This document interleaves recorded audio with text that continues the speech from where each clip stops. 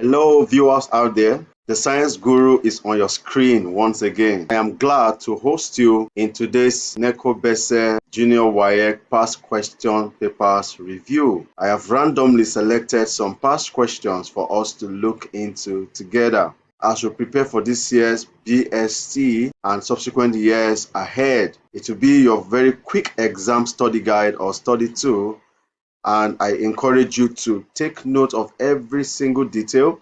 You need to pause the video at intervals to reread the question, process the information before selecting the correct answer from the incorrect answers, or what I call the distractors.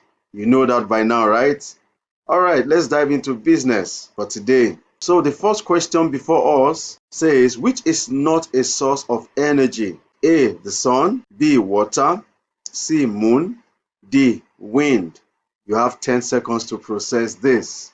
Are you thinking right now? The answer is staring right at you. The answer is option C, the moon. Why the moon? Because the moon is a celestial body but does not have energy of its own. Simply put, it does not produce energy of its own like the sun that generates heat and light energy by burning hydrogen and helium gases. Then we have water there also, which is a source of energy. Wind is also a source of energy, and these three sources are all renewable sources of energy. So the odd one out here is the moon, because it is not a source of energy, but it's a celestial body that depends on the sun for its own energy supply. As a result of storing the sun's energy during the day, it's able to shine forth or illuminate the earth when it is dark by radiating the energy it has saved from the sun during the daytime while hidden. All right, let's confirm the answer in the next slide. The correct answer is option C, moon. Is that taken? All right, put that down in your diary or your notepad as we move on. Question 2 says, the instrument for measuring temperature is called what? So what instrument is used for measuring temperature?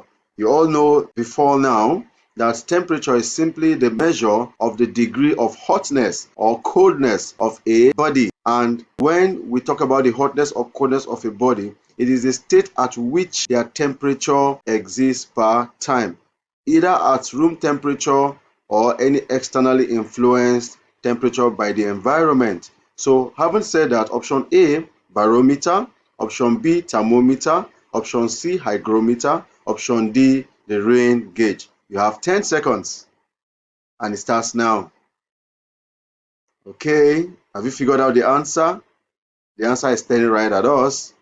Out of all these instruments or these weather instruments, the correct answer for measuring temperature is option B, thermometer. The word thermos, or from the word thermal, has to do with heat. So when you hear thermometer, that means that's to do with heat meter, what measures the rise and fall of the temperature of the body of a substance or of a body. So the answer here is thermometer, option B. Let's go. Correct answer, option B, thermometer. You can note that down. Let's delve to question 3. It says, renewable source of energy out of these options is what? A, coal, B, petroleum, C, solar, D, natural gas. In other words, which of the following is a renewable source of energy? Are you thinking right now? Okay, so is it coal? Is it petroleum? Is it solar or natural gas? Of course, you guessed right. The answer is option C, solar.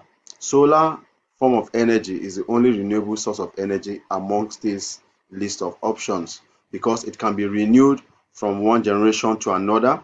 It is renewed daily as the sun rises and sets from the east to the west, and the energy is being recycled continuously to power our homes, our gadgets, our appliances, and many other need for solar energy, which is converted into electrical form of energy. Coal is a fossil form of fuel and is not renewable when it goes out of supply or existence. Petroleum is a product from crude oil. If crude oil goes out today, as it is daily mined and extracted and processed into the different products, it can go into extinction if not well managed. Then natural gas is also a product from crude oil. So they are all fossil fuels and they are non-renewable apart from the solar energy in this list.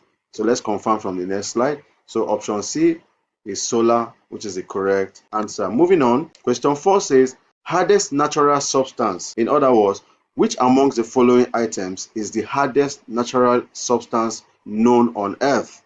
A. Gold, B. Diamond, C. Iron, D. Quartz. So these are precious stones or mineral or natural resources. Which among them is the hardest known substance on Earth? I believe you're going for option B, diamond. In fact, I was taught this for the first time when I was in SS1, even though we did it at lower secondary, but it was more emphasized at senior secondary 1, where we talked about different natural resources, how they are being mined, excavated, and processed into finished products and all that. So diamond, based on its natural characteristic, shape and structure and matrix and the chemical substance it contains, has proven to be the hardest known substance. And that is why most of the time, if you check drills that are used to drill mountains, that are used to drill into solid rocks and other mining sites, the tip of the drill is made of diamond because it can penetrate and break or shatter those hard surfaces so that they can drop dynamites in them for blasting and for explosion, so that they can get through to other mineral resources that are deposited beneath the earth crust or into the body of rocks and so on. So let's confirm the answer. Correct answer for question 4 is option B, diamond. So note that down in your notepad. And like I said earlier, you can pause this video at intervals to reread these questions, process them on your own, and try to attempt them like you are in the real examination hall, like we are simulating your presence in a junior WAEC or Neco-Bece examination hall, because I'm not going to be there with you. This is just a guide, and I'm modeling how you get to answer these questions. And you should also be time conscious when you are dealing with these questions. You have minimum of 30 seconds or maximum of a minute to each question, but rather you increase your speed and automaticity while you attempt this question in the real examination sense of it. Question 5 reads, which of these machines is not a simple machine? This is coming from the topic simple machines, machines that are used to execute given tasks within a shorter time and which makes work easier. And we know that there are different types of simple machines. So the option says A, lever, B, pulley, C, screw, D, generator. So which among these options is not a simple machine that is used to make work easier and faster? Is it lever, pulley, screw, or like what we have the screwdriver, then generator? The answer is option D, generator. Why did I say so? A lever is a simple machine that is used to help to make lifting of heavy objects easier, like the inclined plane, like the wedge. And if you look at real life scenarios where offloading or uploading of luggages into a van, a pickup, or any haulage vehicle, you always see a wedge or an inclined plane attached to the back of the truck, and luggages are either dragged down or pushed upward into and out of the truck to make it easy to convey. Then a pulley is used to make work easier as well, like when you draw water from the well, whether it is handheld with a drawer or if it is suspended on a suspender and goes down into the water to draw water out. That's a simple example of how pulleys are used. And pulley systems are used in cases where you have filling, when they get to fill cement during concreting of a house, during decking. Those machines they use to lift those heavy cement load of mortar and all that and spray across. Those machines uses simple pulley systems and all that. But the most simple example you can relate with is drawing of water out of the well. It uses a pulley system. Then the screw or the screwdriver, when you get to untie or unscrew the screws that holds two or more parts of an appliance of a device, is a simple machine. Generator is a machine, but it is a complex machine because it contains many other components that needs to work hand in hand and needs to be powered by fuel, diesel, or any other source of fuel in order to generate power or electricity. So that makes it a complex machine than rather a simple machine. So that's why we went for generator as the odd one out of the simple machines, lever, pulley, and screw or screwdriver. The correct answer is D, generator. Let's move to question 6. It reads, plants make food by dash or by what or by which process or by which way? A, respiration, B, photosynthesis, C, transpiration, D, germination. How does plant make their food? Can you recall the topic we did that has to do with green plants manufacturing their food in the presence of sunlight trapped in their chlorophyll, and in the end leads to the production of starch, sugar, or glucose? Yes, you recall. The answer is option B, photosynthesis, because photo means light, synthesis means combination. So when plants, in the presence of sunlight, which is trapped in their chlorophyll, use inorganic substances like water and carbon dioxide, make their own food in the presence of sunlight through the process called photosynthesis. So that is what we define as photosynthesis, meaning using simple materials to combine together to make a product or a food substance at the end. So let's confirm the answer. Correct answer for question 6 is photosynthesis. All right, moving on.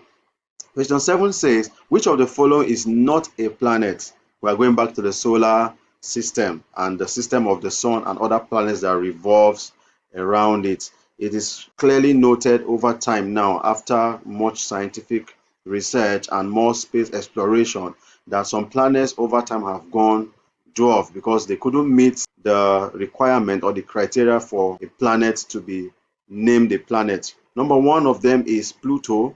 Over time has become or classified a dwarf planet because one, it could no longer complete its orbit and it does not carry out all the seasonal phases or stages of a year that goes on in each planet. So A, Mars, B, Venus, C, Pluto, D, Saturn. Which of the following is not a planet any longer, if I may put it that way? So is it Mars, Venus, Pluto, or Saturn? In my analysis or analogy, you'll have picked out the answer. Let's find out. So the correct answer is option C, Pluto. That cell that fights diseases, that serves as the soldiers in our body, that serves as our immune system, that fights against any foreign body or disease or infection trying to find its way into our body. Remember the immune system. Remember how foreign bodies, infections, sicknesses or diseases tries to come into our body through microorganisms. Okay, if you remember that concept and the terms that goes with that with relation to the blood and the blood cells and tissues, option A says red blood cells, B says white blood cells, C platelets, D plasma. And you guess the answer? Of course, the answer is option B, the white blood cells. The white blood cells is called the leukocytes in scientific term, which fight against infections, against foreign bodies entering into the body and other forms of microorganisms or pathogens. Then the red blood cells has its own specific role, which is called the erythrocytes. The platelets, also known as the thrombocytes, has its own roles, and the plasma, which is mostly liquid in nature, about 70% of the blood. So option B is the correct answer. Let's confirm from the next slide. So answer to question 8 is option B, the white blood cells. Moving on to question 9.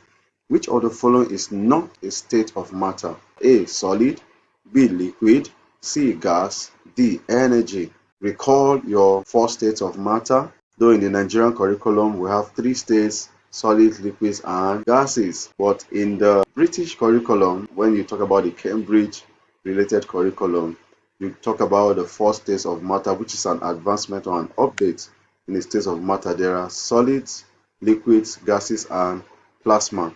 So from this analogy, have you been able to figure out the answer? The correct answer to this question is option D, energy. It is not a state of matter, but option A, B, and C, solid, liquid, and gas or gases, are different states of matter. So you should pick out the odd one out, option D. So confirming the answer, you have the correct answer, D, energy. What is energy again?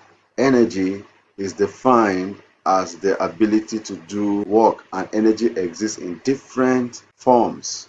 You can go and review those different forms from your elementary science. Alright, question 10.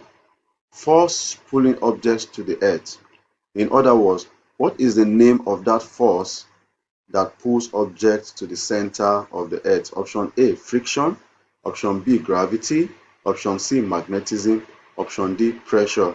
What did you go for? Option D, gravity is the correct answer, because gravity is the pulling force that pulls objects to the center of the earth. Force that sustains planetary bodies or planets in the solar system. And of course, over time, we tend to study them to understand how they revolve and rotate around their axis, causing seasons and every other observation we observe in a daily phenomenon. So let's confirm the answer here. Correct answer is option B, gravity. So kindly take note of that in your notepad. Then apply more effort to study about other types of forces in nature, like the frictional forces. We just talked about the gravitational force and the many other forces that exist. It's a discussion for another day. Okay, question 11 says, what is the smallest unit of life? Option A, tissue. Option B, organ. C, cell. D, system. Do you remember the organization of life? We say life begins from cells, it moves to tissues, a collection of similar tissues conglomerating together to perform similar functions will form organs. Then a collection of organs in the body system, in the body, forms the systems. Then a collection of all the systems, at least we have about 9 of them for your basic knowledge in science. And when you advance, you have over 12 or 13 of those systems put together. They make up the whole multicellular organism. And why are we whole multicellular? Because plants and animals consist of bunch of cells. We have thousands and millions of these cells that forms building blocks, making their entire body. So going by this organization of life or hierarchy of life, as it is properly termed in science, what is the smallest unit of life?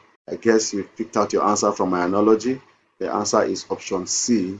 The cell is the smallest structural and functional unit of life as defined in science, as defined in biology and everyday life. They are simply building blocks that are conglomerated together, that amass together, that combines together to form bigger units such as the tissues, the organs, the systems, and the whole multicellular organism. So confirming the answer, the correct answer is option C, cell. Okay, moving on to question 12. Which of the following option is not a pollutant? What are pollutants in the first place? From the origin, pollute, pollution, to introduce harmful substances into the environment, which could be in form of liquid, it could be in form of gases, it could be in form of solids and other forms. And that is what leads us to the types of pollution, which includes air pollution, water pollution, land or soil pollution, and noise pollution. There are 4 types of pollution. So looking at this question and from the analysis I made, option A says smoke, option B says dust, option C says oxygen, option D says noise. So from my analogy, can you figure out the answer? The correct answer here is option C. Option C is the odd one out, because option A, smoke, option B, dust, option C, noise, all forms part of the pollutants that pollute the environment. But oxygen is the raw material both plants and animals, including humans, use for their daily activities in terms of respiration, in terms of breaking down food substances to simple molecules for further, and for further synthesis, and many other usefulness of oxygen in the environment. So correct answer is option C, oxygen. Is that taken? All right, I believe you know why we're doing this as an exam drill. I point out the nitty-gritty. I give you the reason why a particular answer is correct from the incorrect ones or the distractors, and that is why it is called a coaching or drilling session, so that you can get the reasons why you should go for certain answers and the reasons why you should not go for certain options. All right, question 13. Which of the following is energy of motion? Option A, potential. Option B, kinetic. Option C, chemical. Option D, heat. That's energy that has to do with movement or transition from one point to another, or from point A to point B, from point B to point C. That involves the movement of a body or an object from one point to another. So is it potential energy? Of course, you know that that is energy at rest. What about kinetic? From the word kinesthetics, has to do with movement. So I've already found the answer. But let's also scrutinize option C, chemical. Does it involve chemical substances or releases that elicit movement? Chemical energy has to do with energy that elicits chemical reactions, and it's not particularly talking about the movement of an object from one place to another. But it can cause movement within a body or a system, like in digestion, chemical processes that lead to digestion. There could be movement of chemicals, but that is not the case here, so that it doesn't distract you. Then heat, of course, thermal energy, that has to do with how hot or cold an object is. So the correct answer is option B, kinetic energy, as confirmed in the next slide. Is that taken? All right, moving on, question 14. The organ that pumps blood in the body of organisms, including man, is called what? A, brain, B, liver, C, heart, D, kidney.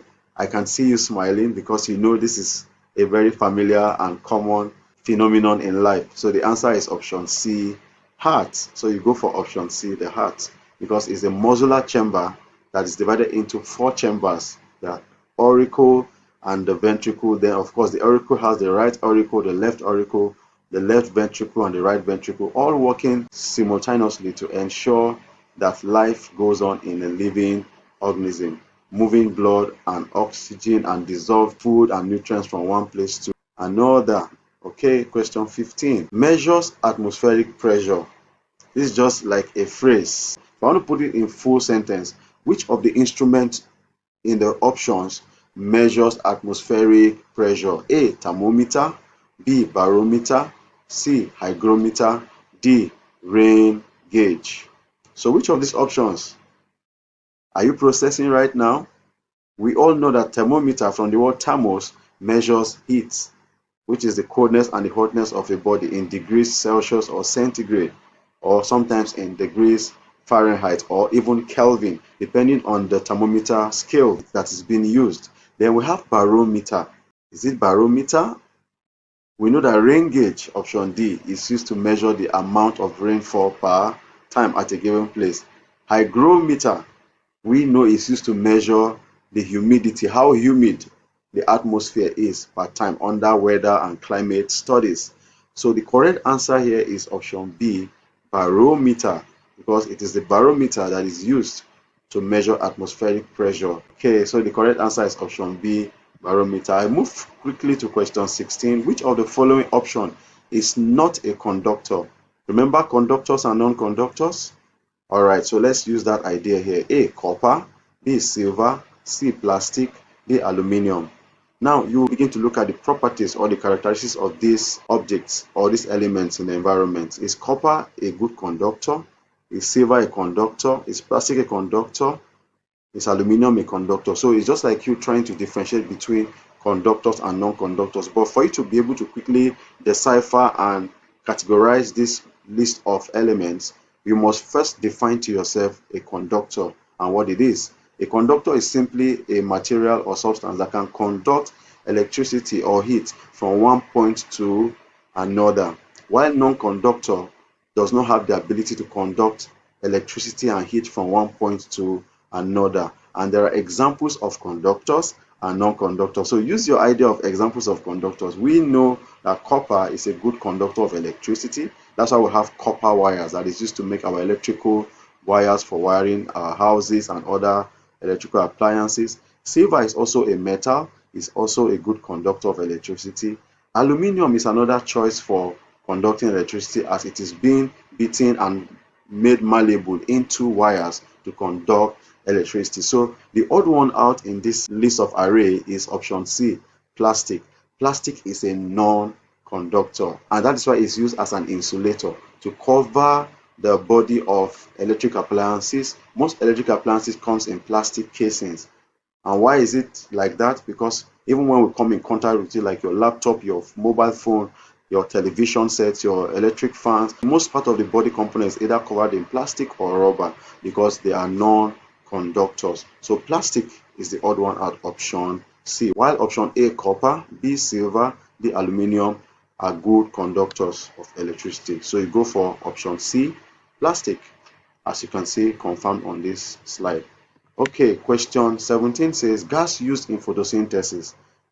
A, oxygen, B, carbon dioxide, C, nitrogen, D, hydrogen. So which of the following gas is used in photosynthesis, a process through which green plants manufacture their own food in the presence of sunlight trapped in chlorophyll by using inorganic substances such as carbon dioxide and water? The correct answer is option B, carbon dioxide, because plants uses carbon dioxide released by man and other animals, that's other lower animals, in turn to make its own food by mixing it with water and using the energy of the sun through photolysis. And that's why the process is called photosynthesis. Photo means light, synthesis means to combine. So it combines those raw materials and using photons of the sunlight to break and start up the chemical reaction as a catalyst. And in the end, it produces starch, or what we call sugar or glucose, and releases oxygen as its byproduct.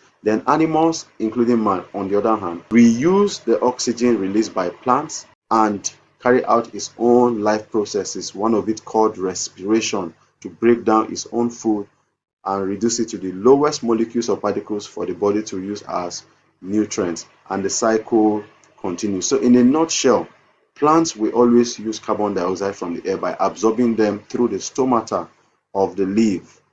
And when photosynthesis is over and the byproduct is formed, which is starch or glucose or sugar, it also releases oxygen as its byproduct. It doesn't need oxygen. It uses carbon dioxide as an inorganic substance from the definition I gave. Once again, photosynthesis can be defined as the process through which green plants manufacture their own food in the presence of sunlight trapped in their chlorophyll by combining inorganic substances absorbed by the roots, such as water and carbon dioxide from the leaf, to make its own food. That's why they are called autotrophs, because they can make their own food by themselves. They are independent organisms. Whereas, on the other hand, animals, including man, depend on the oxygen released by plants to take in through inhalation and uses it to break down their own food in the digestive system. And when the food is broken, the nutrients are used, and we release carbon dioxide as a byproduct through exhalation from our respiratory system, and it goes back to the environment in the atmosphere. Then the leaves of plants absorb it again through the stomata, and this cycle continues from generation to generation. So is that not interesting? That's interesting interdependence and interrelationships between plants and animals in the ecosystem or in the environment and in the quest for life. Okay, so let's confirm the answer. Correct answer is option B, carbon dioxide. Is that taken? I believe you now know why the answer is this, away from the other distractors. All right, moving on. Question 18. Which of the following animals is not a vertebrate? I recall mentioning in my previous clips or video recordings that whenever you see the question that has to do with not, capitalized N-O-T, or sometimes to say except with a dash, whenever you see the word not or except, it means out of the list of options provided, all of them are correct for the question being asked by the examiner, but one of them is the odd one out. So whenever you see the word not or except, you are expected to use your initiative through critical thinking to pick out the odd one out, whereas the others will have been judged to be correct through your analysis and processing as you read the question over and over again. And while you do this, I always ask or request that you do it within a very quick succession, because you don't have much time in the examination hall to spend so much on one question. And let me also add before moving on, if a question challenges you and you couldn't provide the answer at the time, kindly move up to the next question and attempt the ones you know very well. Then within your remaining time before the time is up, you can come back to that question, reread it again, and go over the options. And by then, your brain will have been able to reset or calibrate to get the right answer. as it might be challenging at the particular time you were trying to attempt it. So going back to the question, which of the following animals is not a vertebrate? A, fish, B, frog, C, snake, D, earthworm. Remember, vertebrates, animals that possess backbone and a notochord or a skeletal system, which is internal, endoskeleton in nature. Whereas invertebrates are animals that don't possess a backbone. They don't have endoskeleton, but rather they have what we call exoskeleton to protect their fragile body from the harsh condition and the impact of the environment. That is also what forms the architectural design or matrix, and it gives them their shape, their structure, and their size. So in a nutshell, vertebrates are simply animals that possess a backbone or notochord in their bodies, which is also called endoskeleton, whereas invertebrates don't possess a backbone or notochord, and they possess an exoskeleton. Endo means internal in Greek, while exo means external. External covering, internal covering, external material, internal material for protection. So is it fish? Is it frog? Snake? Earthworm? You've eaten fish, right? When you eat fish, do you remove some bones while eating it, whether from the head or the trunk? Yes, so fish is a vertebrate. Frog, when it dies, you see the skeletal system internally that is left behind after the decomposition of the skin or the flesh. Then for those who eat frog, of course, you can also tell when you eat frog, the one that is mostly found in water, you know that it possesses bones as well. So the bones is internal or endo. Then you have snake. Snake also possess endo or internal skeletal framework. So option A, B, C are all vertebrates, except option D, earthworm, which is a non-vertebrate animal because it doesn't have an endoskeleton or a visible skeleton internally when you dissect it or when it dies and you study and observe it or investigate it closely. An earthworm rather possesses an exoskeleton, which makes it a non-vertebrate animal. And the skeletal system they have mostly is a kind of skeleton which we call the fluid pressure skeleton. So it uses fluid pressure to move from one place to another. So confirming this answer, correct answer is option D, earthworm. Is that taken? All right, you can pause the video at intervals to go back to the question again in case you express any doubt, to study them individually until you get the correct answer out. So question 19 reads, one of the following plant parts absorbs water in plants. The word absorption should be your keyword. What does it mean to absorb? To take in, to suck in water from the soil. Remember, the soil consists of water and mineral nutrients or elements that the plants requires for growth and development.